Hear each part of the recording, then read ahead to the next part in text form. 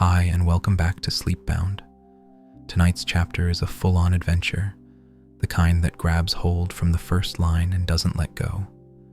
It begins on a tense forest road and ends in the heart of Sherwood, where friendships deepen, loyalties shift, and a new face, well, a familiar one, joins the story.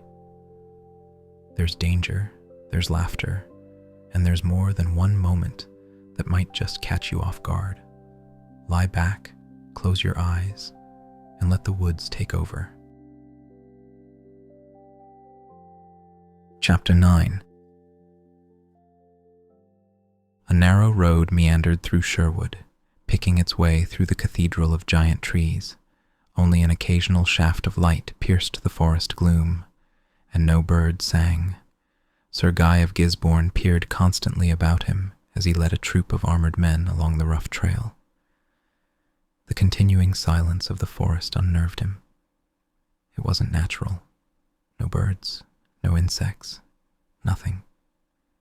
Gisborne licked nervously at his dry lips. The woodsmen were out there, somewhere. He couldn't see them, but he had no doubt they were there. He could feel the pressure of their eyes on his back. His men could feel it too. Their songs and chatter had slowly died away as they rode deeper into Sherwood, and now they all rode with one hand on their sword hilts. Gisborne looked back the way they'd come, and a little of his confidence returned. The woodsmen might have stopped other tax collections, but this time things would be different. In the middle of the company rolled the tax wagon, a great armored box on wheels, large enough to hold all the tax money and half a dozen crossbowmen. The only door was locked and sealed, and the only openings were narrow bow slits in the sides. And yet, the sight of the wagon didn't raise Gisborne's spirits as much as he'd hoped. The tax wagon looked formidable, even impregnable, but it was clearly the work of desperation rather than inspiration, something designed in a hurry, because everything else had failed, because every other tax collection had been stopped and plundered by Robin Hood and his woodsmen. The sheriff was relying on this wagon to get through. He'd made that very clear to Gisborne. He'd also made it clear that the responsibility for the tax money's safety rested entirely with Gisborne, and if he failed, if so much as one gold coin went missing, then cousin or no, Sir Guy of Gisborne would wish his parents had never met. He mopped at his sweating face with a handkerchief. It was a warm day, and the oppressive weight of his chainmail just made things worse. He pulled his horse over to the side of the trail, stopped, and took a long drink of water from his canteen. The company moved slowly by him, the tax wagon creaking and groaning loudly in the quiet, the weight of its contents forcing the wagon's wheels deep into the earth trail. The horses had to lean heavily into the traces to keep it moving. Rumbling along behind came a cart loaded down with barrels of beer, pulled by a single, bored-looking horse, steered by a fat, red-faced friar. One pudgy hand held the reins, while the other held a jug that dipped at regular intervals into an opened barrel. Gisborne smiled sourly. At the rate the beer was disappearing into the friar, the abbey would be lucky to receive half the beer they'd paid for. The friar had been singing hymns on and off for some time now, in a loud, raucous voice, interspersed occasionally with drinking songs of somewhat disreputable origin. He sang with increasing feeling, and Gisborne increasingly wished that he wouldn't. Apart from anything else, the noise drowned out whatever warning sounds there might have been in the forest. Gisborne glared at the impenetrable shadows on either side of the trail. This time, whatever happened, he was going to get the gold through. It had gone beyond duty now. It was personal. Robin Hood had made him look a fool, and he he would see the woodsman dead for that. Without any warning, arrows came flying out of nowhere. An arrow hit a soldier in the throat, just above his armor, and he leaned slowly forward and toppled off his horse. Another arrow slammed into a barrel beside the friar, and he yelled and dropped his jug. A soldier behind the cart sat slumped in his saddle. Blood trickled down his face from the arrow protruding from his eye socket. Arrows filled the air as Gisborne drew his sword, urged his horse forward, and yelled to his people to keep moving. There was always the chance they could outrun the ambush and leave the woodsman behind them. But the tax wagon was already moving as fast as it could, and Gisborne realized, with a sinking heart, that wasn't going to be fast enough. 2 more of his men fell in as many seconds, and the rest were close to panic. Gisborne glared wildly about him, and finally spotted 4 woodsmen standing together at the edge of the trail. With their green clothes and painted faces, they were almost impossible to make out against the woods as long as they didn't move, but now they were firing arrows as fast as they could aim and let fly. Gisborne yelled to his men and pointed out the woodsmen. The armored soldiers rode their horses straight at the woodsmen, who immediately broke and ran back into the thick undergrowth.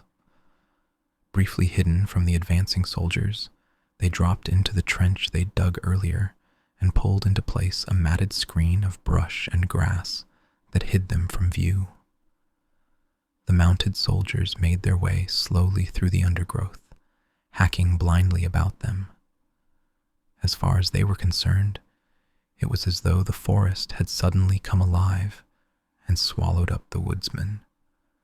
The friar saw a chance to escape, while the outlaws and the soldiers concentrated on each other and whipped his horse on. But there wasn't enough room to maneuver his cart past the straining tax wagon. The friar cursed the wagon with some highly unholy language, and then stared open-mouthed as Robin and Azeem swung down from the trees and dropped onto the roof of the tax wagon.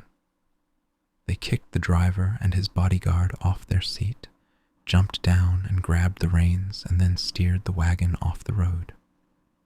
Inside the wagon, crossbowmen clattered angrily at the narrow window slits, but were unable to draw a bead on either of their new drivers. The friar quickly realized that he'd been given another chance and grabbed at his reins again. At which point, Little John dropped out of the overhead branches onto the cart, which shuddered violently under the impact, spilling the friar from his seat. He tumbled backward, hit his head on a beer barrel, and took no further interest in the proceedings. John grinned broadly and steered the cart off the trail after the tax wagon. Both wagon and cart disappeared into the woods, and hidden woodsmen immediately raised another camouflage screen into place, covering their route. Gisborne emerged from the undergrowth to find the trail completely empty, apart from a few riderless horses running for their lives in the bodies of his own men. He looked frantically around him, and the forest stared impassively back, giving away nothing. Gisborne swallowed hard. The sheriff was not going to be pleased.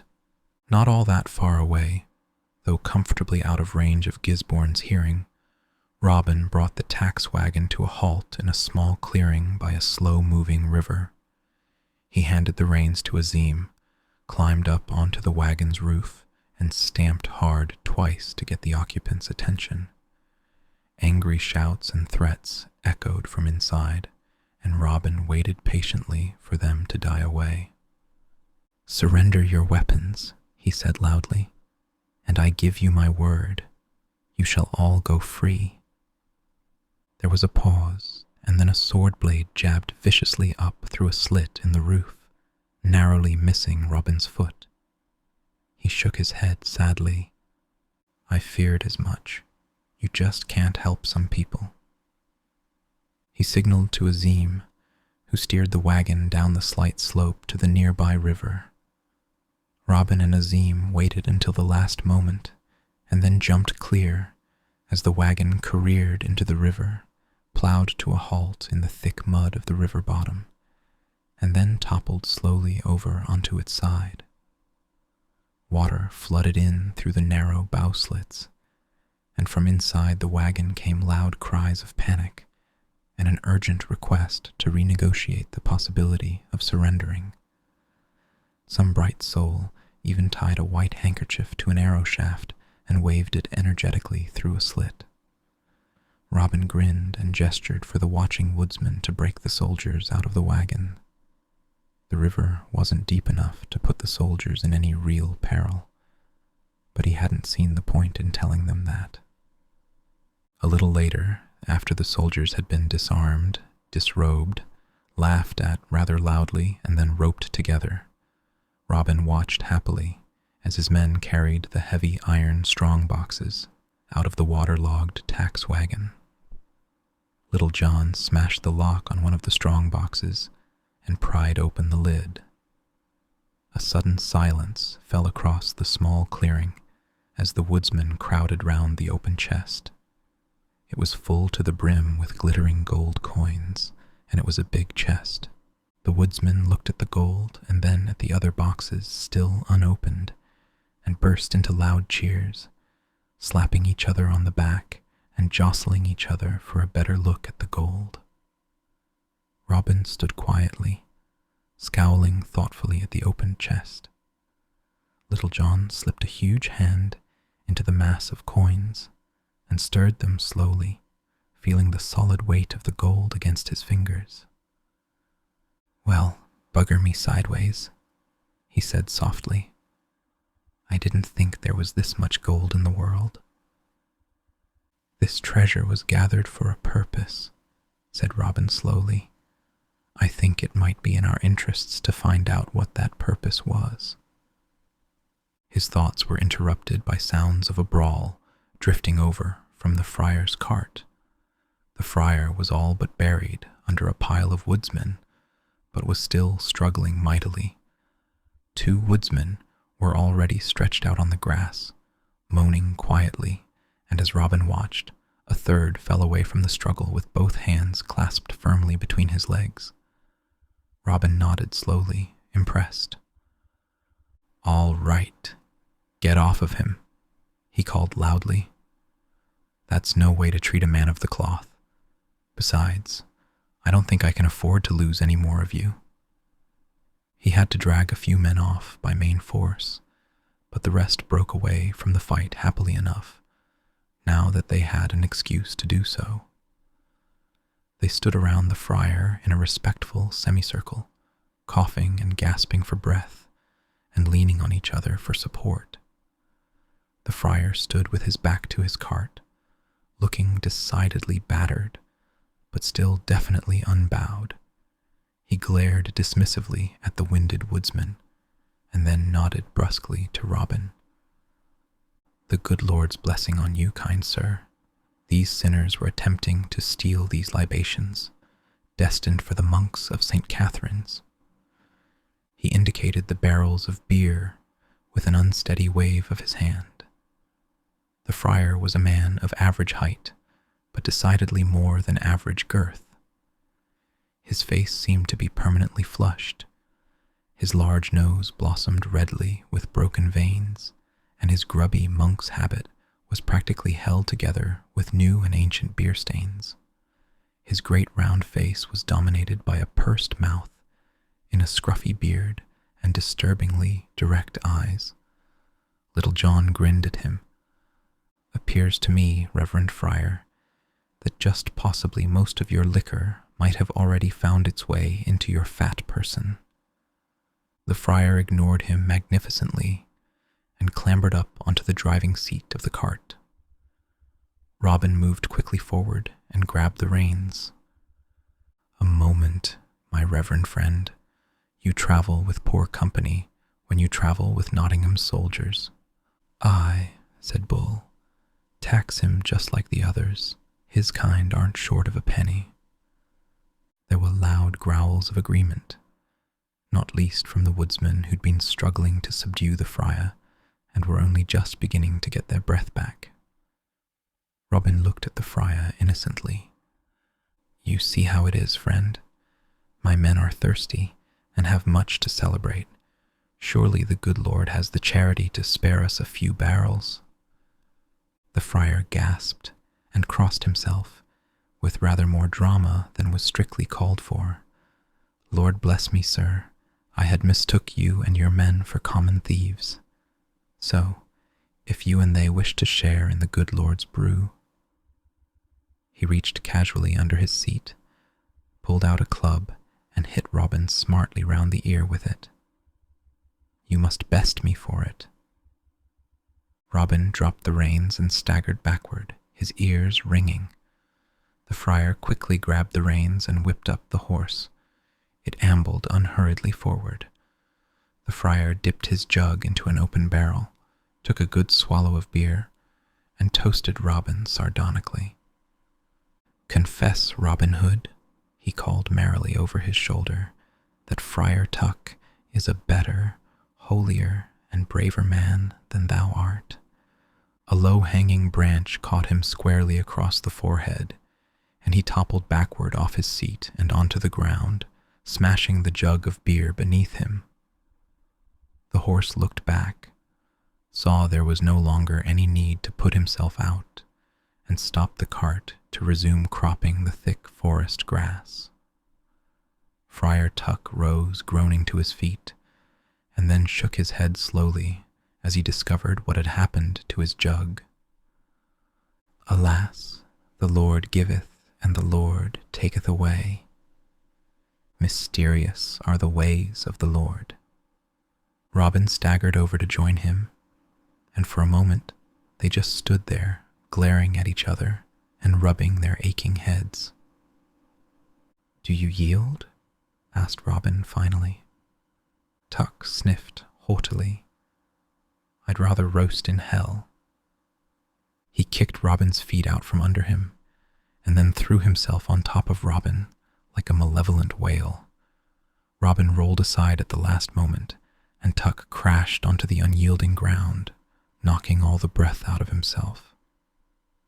Later that day, the woodsmen at the camp were treated to the spectacle of Friar Tuck strapped firmly into the traces of his own cart and pulling it along through his own sweat and strength. He grunted and groaned loudly and sweated profusely, but still kept the cart moving at a steady pace. There were real muscles under that fat, thought Robin, as he flicked the reins lightly from the cart's driving seat. He steered the cart into the middle of the camp, and women and children came running to greet their returning menfolk. There was almost as much interest in the strong boxes slung between the woodsmen's horses. The children jeered at the roped-together soldier prisoners and flocked laughing round the panting Friar Tuck as Robin finally allowed him to rest. Tuck groaned feelingly and clutched at his aching back as he straightened up. "Thank you, Lord, for teaching me this humility.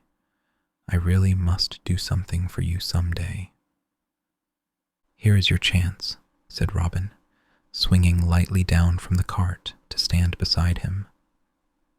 "Gathered here are the poor and the destitute, the meek of the earth, who have known nothing but misfortune and maltreatment all their hard lives. El brought them here to give them a chance to live in peace, to rebuild their lives anew after the sheriff's men took everything from them. We have need of an honest man of God to minister to us.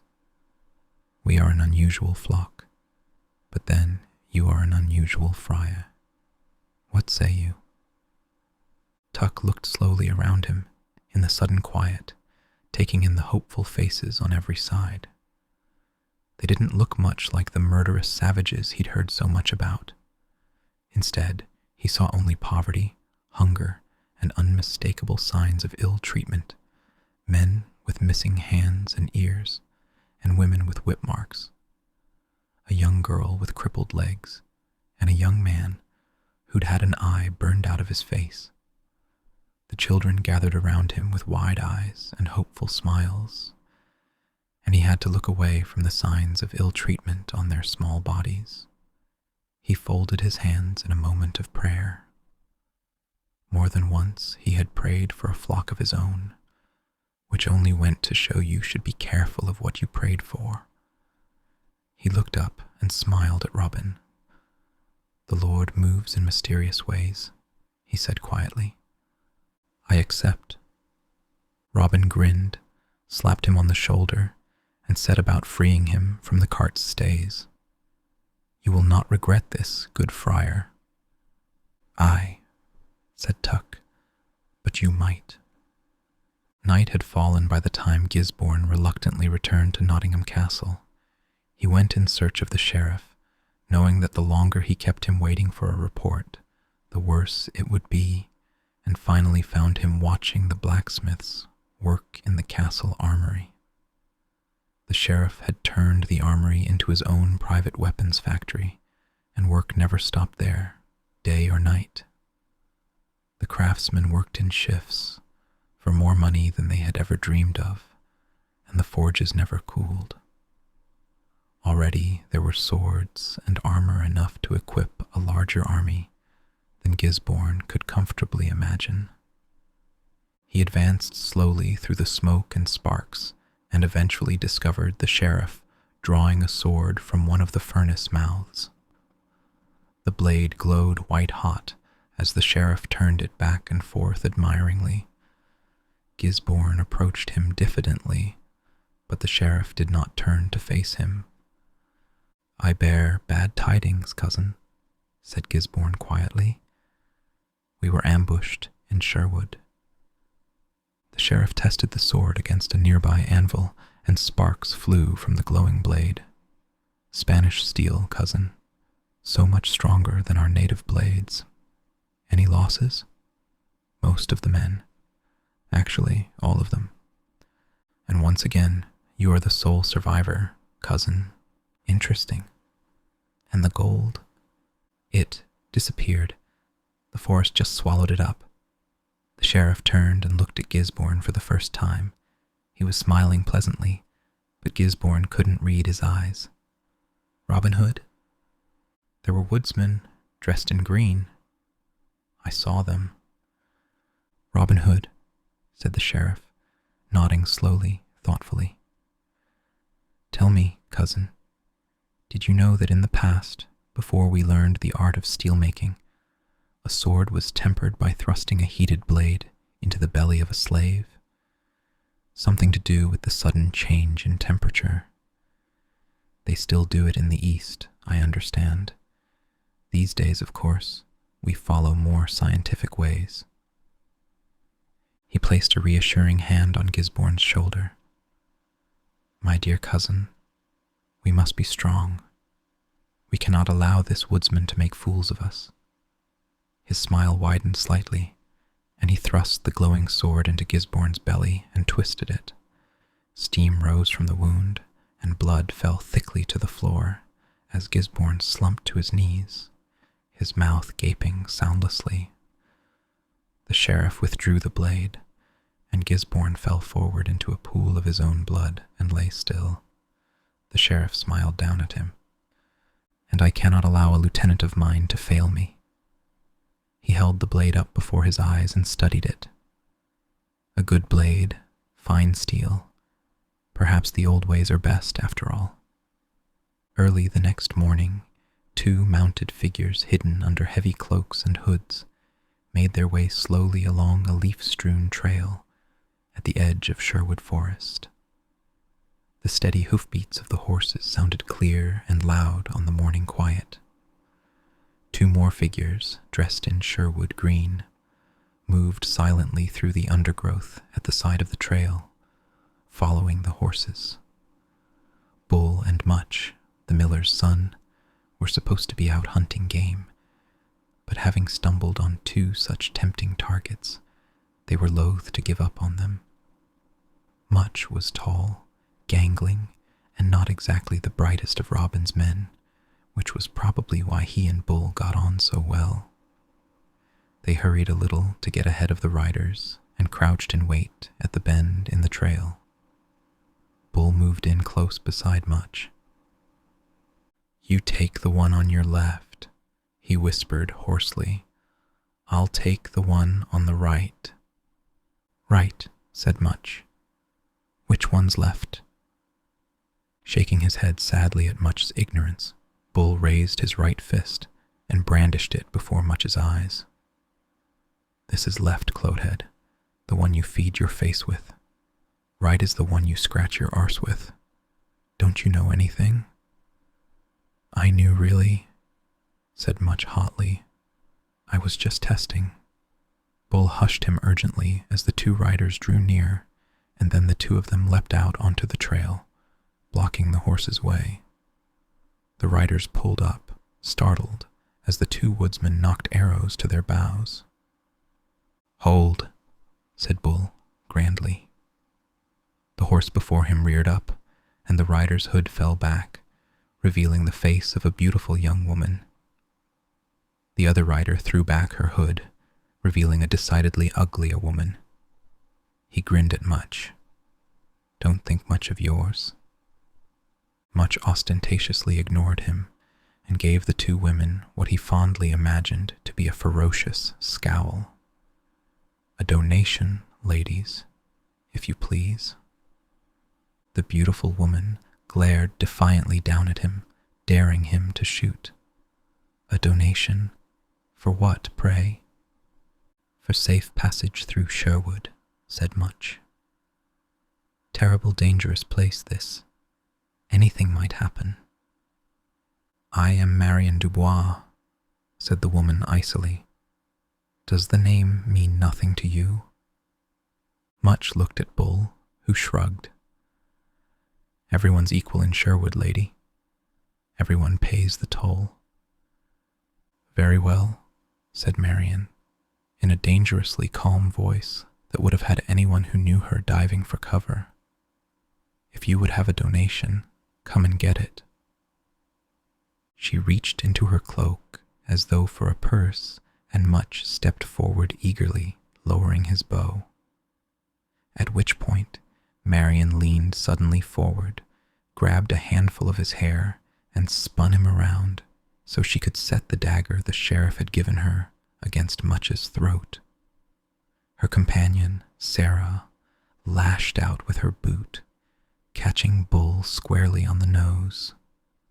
He dropped his bow and arrow, staggered backward, clutching gingerly at his bleeding nose, and stared up at Sarah with wide, reproachful eyes. Much felt the dagger's keen edge gently part the skin at his throat, and decided to stand very still indeed, and not swallow or breathe heavily, or anything else that might upset Marion Dubois. "You obnoxious little rodent," snapped Marion. "How dare you attack us?" "Just doing me job, m'lady," said Much, smiling tentatively. "Really?" said Marion. "And who might your employer be?" "Robin Hood," said Much, as impressively as he dared. Marion scowled thoughtfully down at Much, and his blood ran cold. In his experience, people who looked at him thoughtfully were usually busy thinking of some new way to cause trouble for him. From a great height, Marion smiled at him coldly. "Take me to see this Robin Hood. I've a few things I'd like to say to him." Some time later, Bull and Much, the miller's son, led Marion and Sarah to the edge of a lushly ferned crevasse, not far from the woodsman's camp. Both men had tried to persuade Marion to go straight to the camp, but she had insisted on being taken directly to Robin. Bull had felt his nose, and Much had felt his throat. Then they both looked at each other and shrugged, and did what Marion wanted. Bull stopped at the very edge of the crevasse and gestured for Marion to look down. She did so, and then froze where she was, stunned by the magnificent view below her.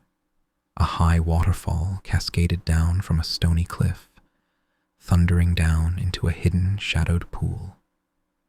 Sheltered on both sides by the crevasse, the waterfall and its pool seemed like an innocent moment of nature, kept separate from the world of man, untouched by his greeds and angers. But down in the pool, in the cool dark waters, a man was bathing. Robin Hood. Naked and alone in the primal setting, unaware of any audience, he seemed more like a creature of the wild than a man. His muscles were broad and starkly defined, with little overlay of fat to smooth their harsh lines. Terrible scars covered his back, from whips and knives and hot irons, and other things Marian could not put a name to. There were more scars on his chest and arms and legs. The fact that Robin had survived such wounds said as much about his strength of spirit as his body. Marian flinched away from the sight of so much pain, and for the first time began to understand some of the awful secrets of Robin's past, which had turned the boy she remembered into the man below her. She fell back a step involuntarily as Robin strode unself-consciously from the waters and headed for his clothes, piled neatly on a rock well away from the waterfall's spray. Sarah looked away, pursing her mouth disapprovingly, but Marian did not, mesmerized by the casual strength and grace in Robin's movements. Bull and Much shared a smile, but kept their peace, having finally figured out which way the wind was blowing. Bull waited till Robin was more or less decent again, and then coughed loudly and called down to him, "Robin, we got visitors." Robin looked up, shielding his eyes against the light, and then grinned broadly as he recognized Marian. He waved to her, and she managed some kind of gesture in reply. Robin scrambled quickly up the side of the crevasse, climbing surely and easily, and finally stood before Marian, panting a little from the exertion, but only a little. Marian felt a pleasant flush fill her face as their eyes met, and she was suddenly flustered, forgetting in a moment the clever, casual speech she'd been rehearsing all the way there. "What are you doing here?" she blurted finally. Robin's grin widened. "Taking a lady's advice." In the woodsman's camp, the beginnings of a village were slowly forming themselves out of chaos. Men were working on huts and defenses. Women were working at cooking fires and laundry, and small children ran back and forth, getting under everyone's feet. Men and women emerged from the forest in small groups from time to time, with fresh game or wood for the fires. With their rangy, muscular forms, painted faces and clothes the colors of the woods, they seemed a part of the living forest. Everywhere Marian looked, the camp was alive with movement and purpose. Friar Tuck sat grandly on a tree stump in the center of the camp, an open sack of grain before him, and an eager crowd of students sat at his feet.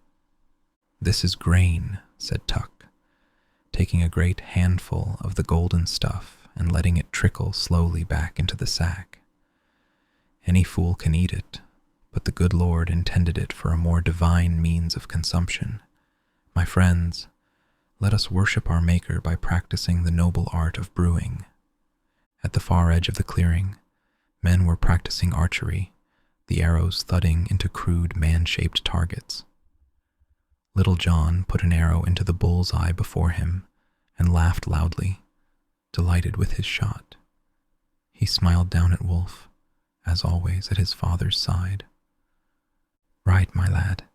Let's see how close you can get to that bugger." Wolf took careful aim, not hurrying himself, and let fly.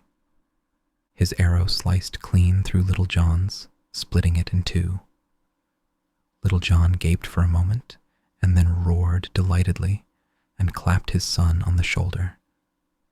He yelled for the other archers to stop what they were doing and take a look at Wolf's shot, and grinned broadly as they gathered round Wolf, as proud of the shot as though he'd made it himself. The archers grinned at father and son and took it in turns to slap Wolf on the back until he was half dizzy. "Good shot, Wolf," said Robin, from where he'd been watching with Marian. "But can you do it amidst distractions? Can you make the same shot when you must?" He gestured for the boy to fire again. Wolf confidently knocked an arrow to his bow and prepared to fire, squinting at the target with one eye. Robin leaned forward on Wolf's blind side and blew suddenly in his ear. Wolf jumped, and the arrow went well wide of its mark, only just hitting the target at all. Little John sniffed angrily and glared at Robin. "How about you, then? Can you do it?" Robin smiled at Marian, stepped forward and knocked an arrow to his bow. He drew back the string, and Little John yelled suddenly and clapped his hands together. Robin stood rock steady, holding the bow at full extension, concentrating on the target. Marian suddenly leaned forward and blew in his ear. Robin jumped and let the arrow go. It not only missed the target, it didn't even hit the tree the target was leaning against. Little John and the watching woodsman howled with laughter and elbowed each other meaningfully. Robin looked at Marian reproachfully, and she got the giggles.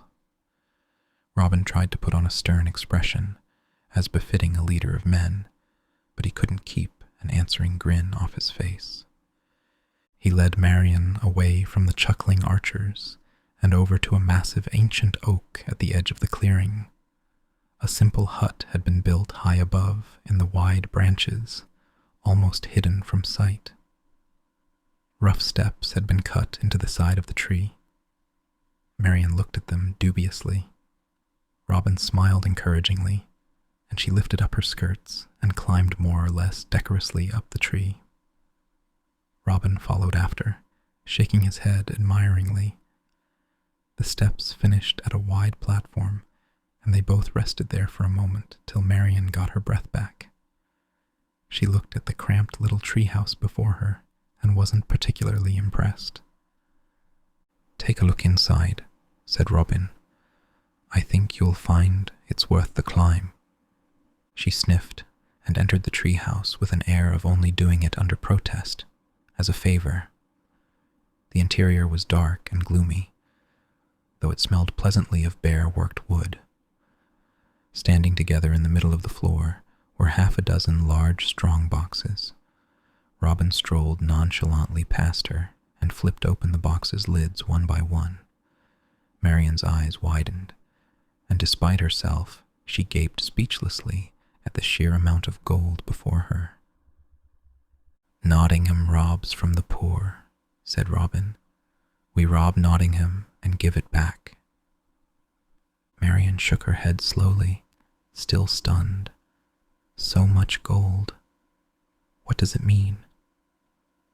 "The sheriff has been squeezing this gold from the people so that he can use it to bribe King Richard's enemies to rise against him. Not all the barons side with Prince John, and many that remained unattached are wavering. This amount of gold could buy Nottingham a lot of support." Marian frowned.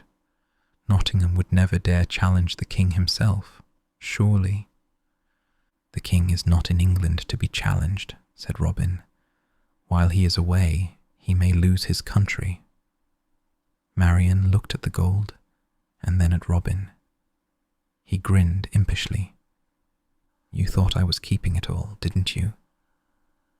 Marian felt the heat rise in her face again. Embarrassed and flustered at being caught off guard again, she reached inside her cloak impulsively and brought out the jeweled dagger the sheriff had given her. "Here, a contribution to your cause." Robin stared at the finely jeweled hilt of the dagger, and then at Marian's slender, delicate fingers. They trembled faintly under his gaze. He took the dagger, and their fingers touched for a moment, before Marian pulled away. Robin reached up and took the Locksley medallion from around his neck. "A gift so fine deserves something in return." "No," said Marian quickly. The dagger is not dear to me, I mean. She broke off, knowing she was saying everything wrong, but still having to fight down an urge to babble. I must go. She hurried out the door, leaving Robin holding both the dagger and the medallion. He flushed angrily, wishing he'd handled the situation better, and made as though to throw the dagger into the nearest chest. And then he stopped and tucked it out of sight inside his tunic. He liked the feel of it there, like having a part of Marion close to him, always. He frowned, not sure where that thought was leading him, and then shrugged.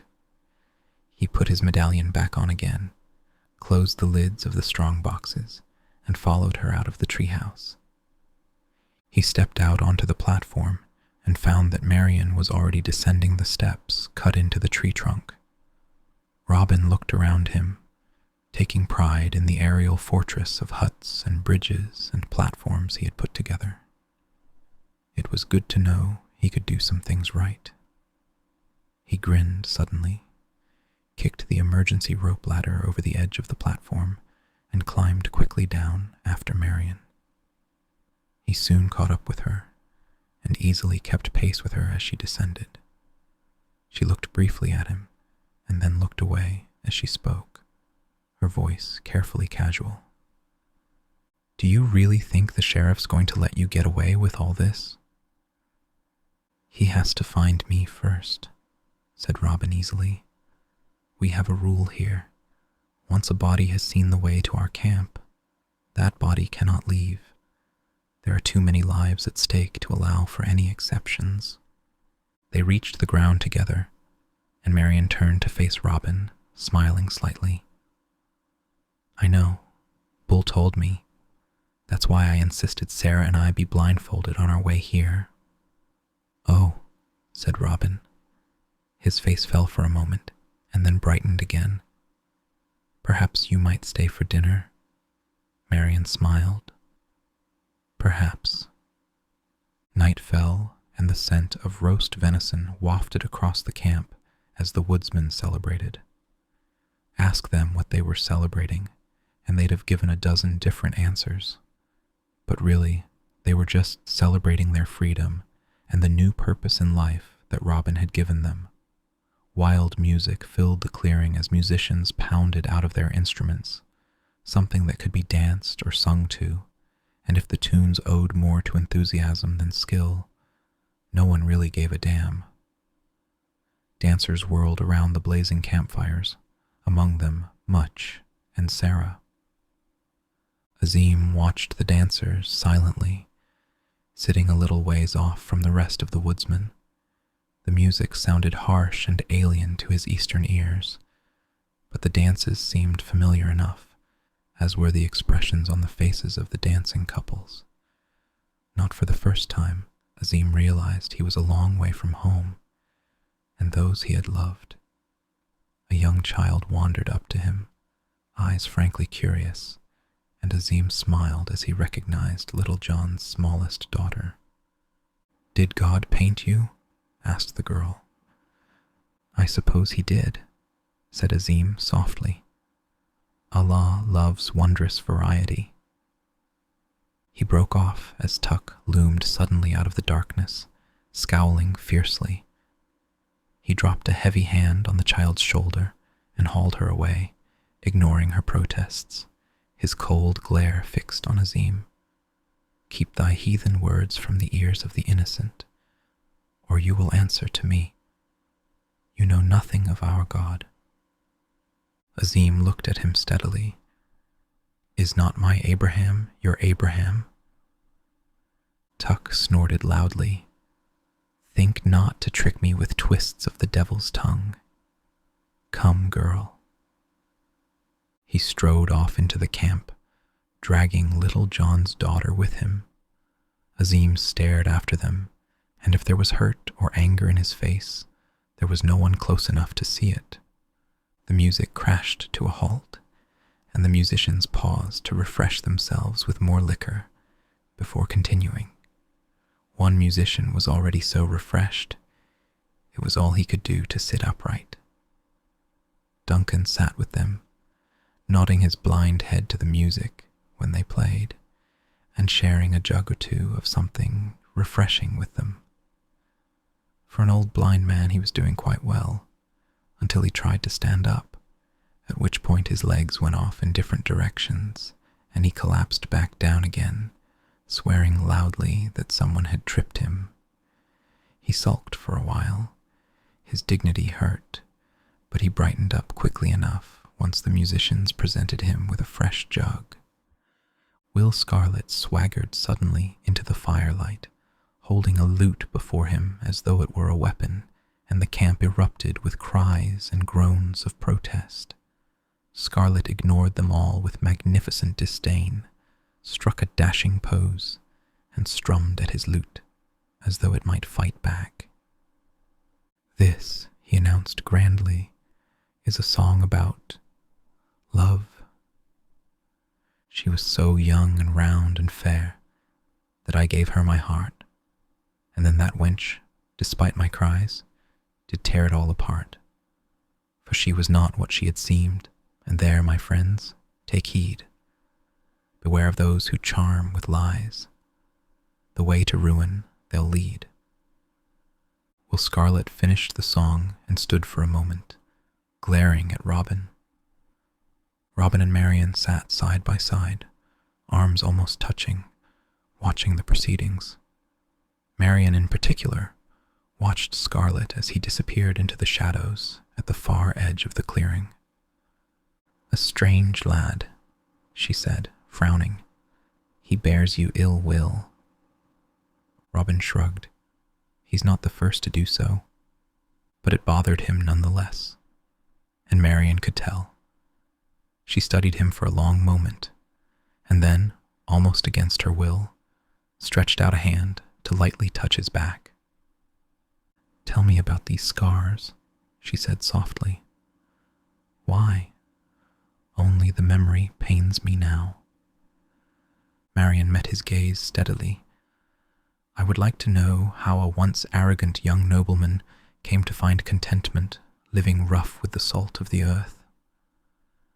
Robin looked slowly about the woodsman's camp, studying his people at their play, and knew his pride for them showed in his face. "I've seen knights in armor panic at the first hint of battle, and I've seen the lowliest squire pull a spear from his own body to defend a dying horse. Sights like that change a man. Anyway, who says I am content here? I have my own hopes for the future." "Ah," said Marian, raising an eyebrow. "A grander scheme?" "No, a simpler one. A home, family, love." Marian laughed softly. "Men speak conveniently of love when it suits their purpose. When it doesn't, it suddenly becomes a burden to them." She looked at Robin, and though her voice was casual, her eyes were serious. "Robin Hood, the Prince of Thieves. Is he capable of love?" Robin's chest seemed suddenly tight, and his breath caught in his throat. The crimson and gold of the leaping fire played across her face like passing thoughts, and it seemed to Robin then that Marian had never looked more beautiful. He reached out and pushed back a loose curl from her forehead. "He is ready to be tested, lady." He leaned slightly toward her, and she did not move. Their faces drew closer, and their breathing quickened, until they could feel each other's breath on their lips. And then a harsh, frightened yelling broke the moment, and Marian looked away.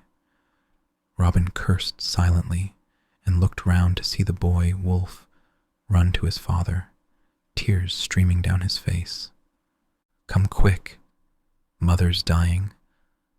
Inside Little John's hut, Fanny writhed in agony on her rough bed of rags and blankets, 8 months pregnant.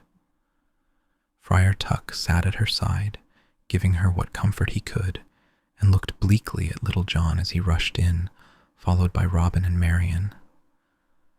"The child comes early," he said quietly, trying hard to keep the worry out of his face and his voice. "I fear all is not well. Fanny screamed as a new wave of pain hit her, and Little John was quickly at her side, taking her hand in his. "Hush, lass," he said gently. "You'll be fine." Fanny shook her head, exhaustion as well as pain showing clearly in her sweat-streaked face. "This one's not like the others, John. Oh God, it hurts." Marian knelt beside her too and placed a gentle hand on her brow. The heat coming off Fanny's skin worried her, but she too kept her voice calm and soothing. "Courage, mother." Azeem appeared in the doorway, and Robin gestured urgently for him to enter. Tuck bristled at the sight of the Moor, but reluctantly acceded to Robin's authority. Robin smiled reassuringly at Little John. "My friend has knowledge of medicines and healing." Azeem gestured for them all to move away from the bed and knelt beside Fanny.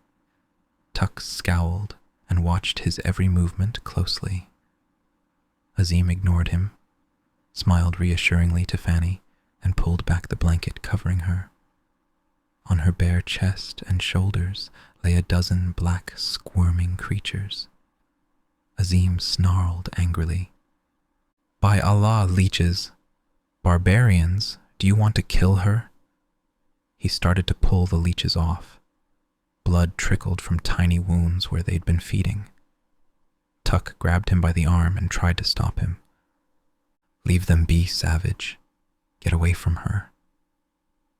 Azeem shrugged him off with enough force to send the friar staggering backward and removed the last of the leeches. He threw them onto the floor and crushed them under his heel.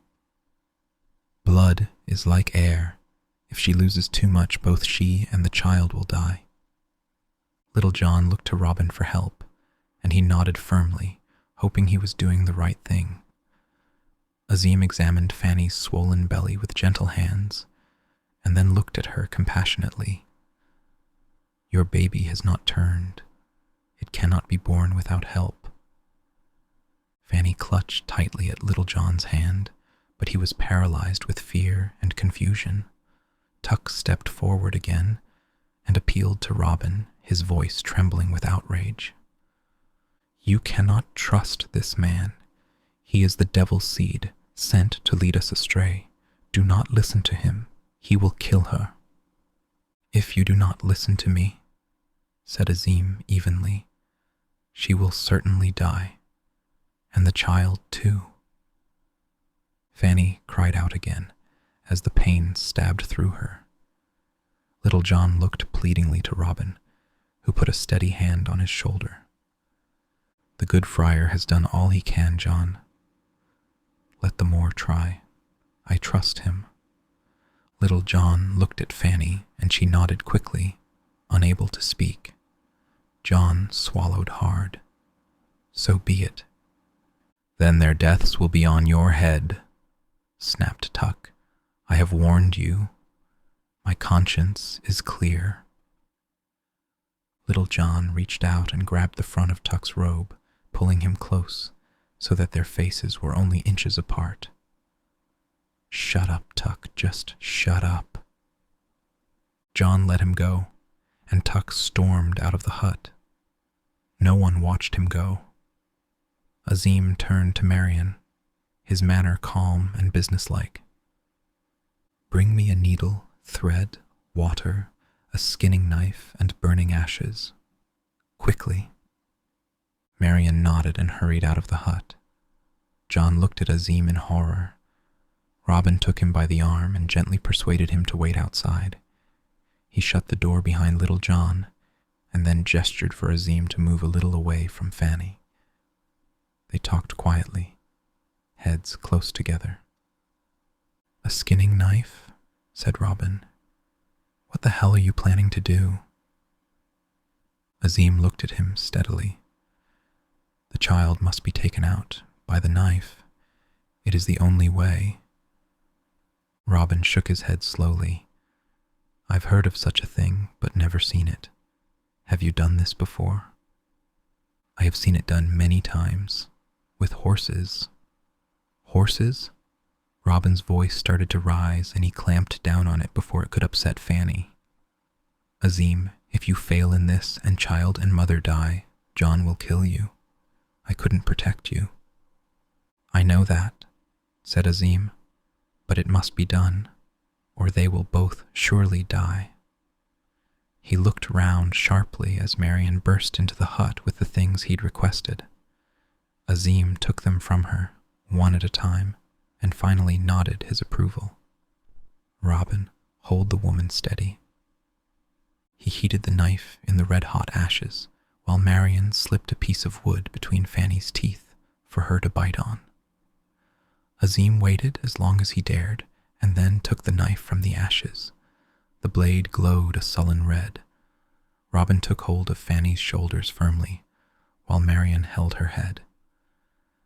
This will hurt, lady, said Azeem gently, but the pain will pass and you will forget.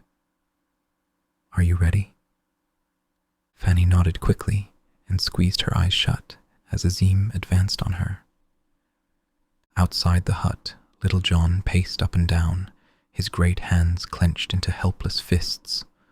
Wolf walked at his side, close as a shadow. Families sat quietly together close by, trying to reassure John with their presence. Friar Tuck sat a little to one side, clutching his wooden crucifix tightly and murmuring prayers in quick succession. Groans and cries came from inside the hut, suddenly bursting into screams. Little John stopped pacing. Will you listen to me now? Snapped Tuck. The barbarian is killing her. Little John moved uncertainly toward the hut.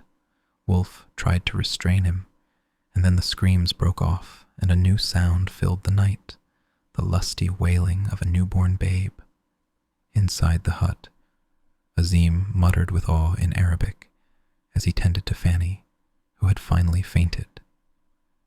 Robin handed the bloody, struggling infant to Marian, who enveloped it in a blanket. Their eyes met over the squalling bundle, and something passed between them in that moment, something more than just the shared experience of the birth. Marian looked away and hushed the crying baby. Robin looked back at Azeem, still bent over the unmoving mother. Is she gone? Said Robin quietly.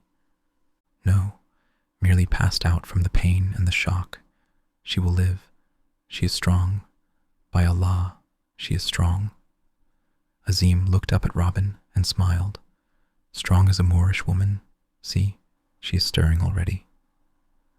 Marian gently placed the baby on Fanny's breast as she stirred, and it was the first thing she saw as she opened her eyes.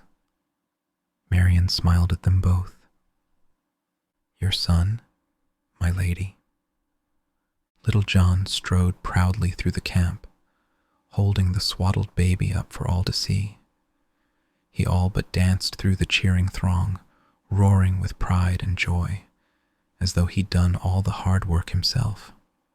Tuck sat quietly to one side, not having moved from his seat by John's hut.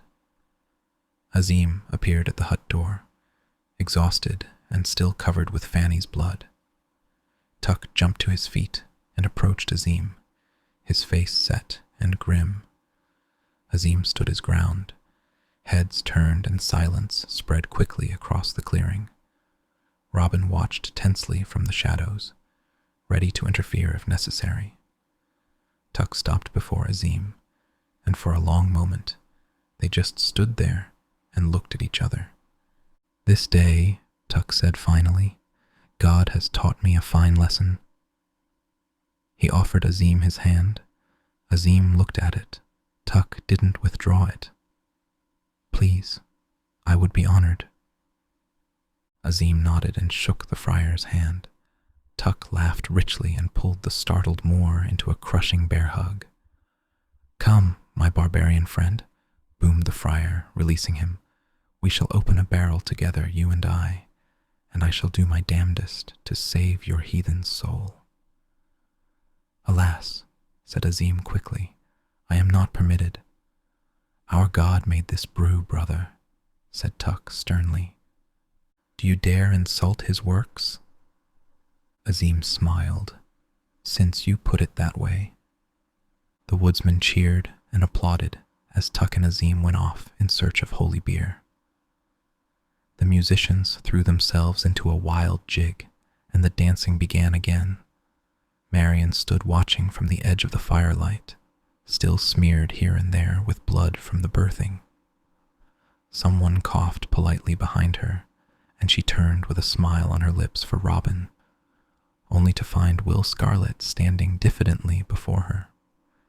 He had cleaned himself up since his unsuccessful attempt as a troubadour, and actually looked quite presentable.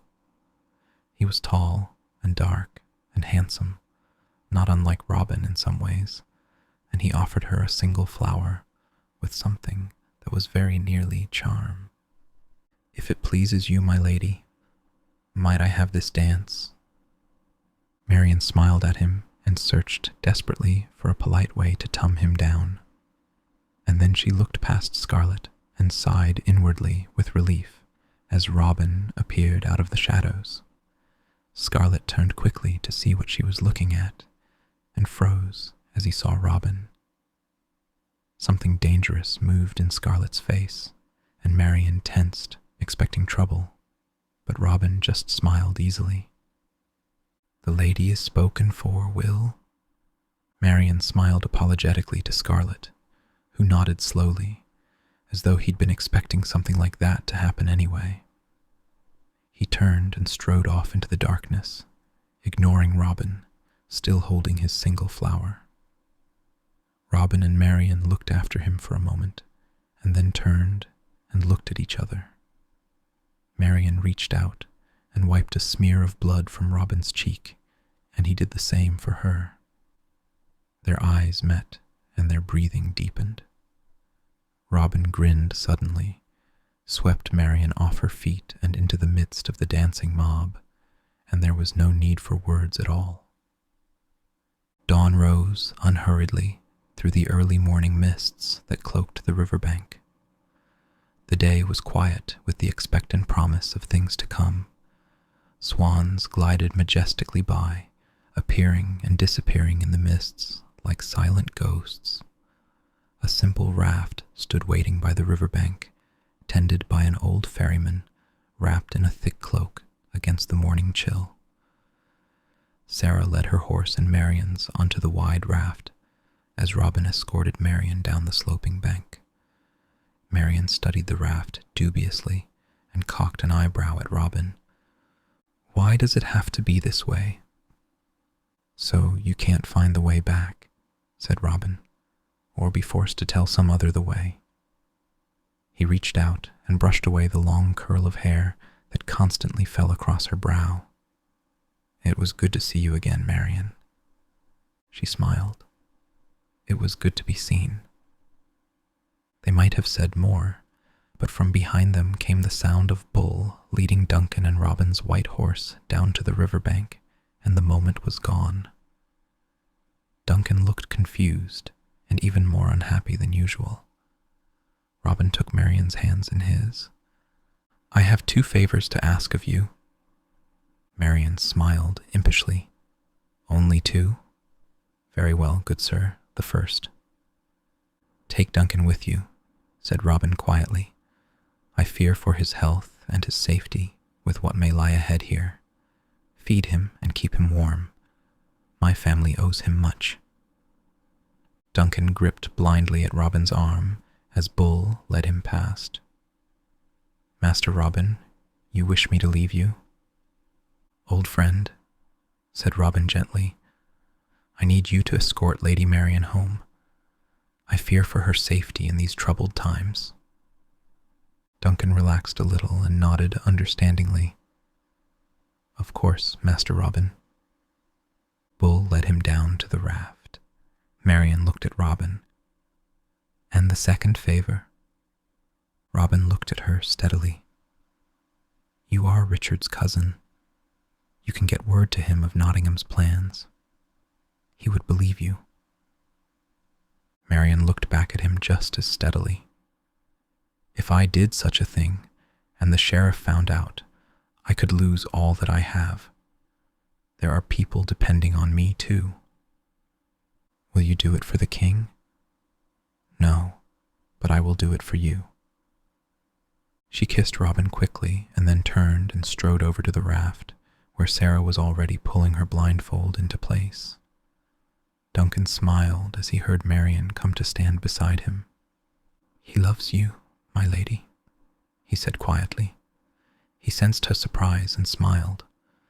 I may be blind, but some things I can still see. Marian looked back at the riverbank, holding her blindfold in her hand, as the ferryman slowly poled the raft down the river. Robin stood on the bank, staring after her. Their eyes met, and neither looked away until both of them had been swallowed up by the early morning mists. Thanks for spending some time with me tonight. I hope I helped you unwind and drift a little closer to sleep. If you're enjoying these readings, there's a whole library of full books and cozy chapters waiting for you over on my Patreon. If you are already a member, then I thank you. It includes exclusive content, bonus episodes, and early access to new releases. You can also become a YouTube member, if you haven't already, to listen ad-free and explore over 280 relaxing readings anytime you like. I'd love to have you there. Sweet dreams, and I'll see you in the next one.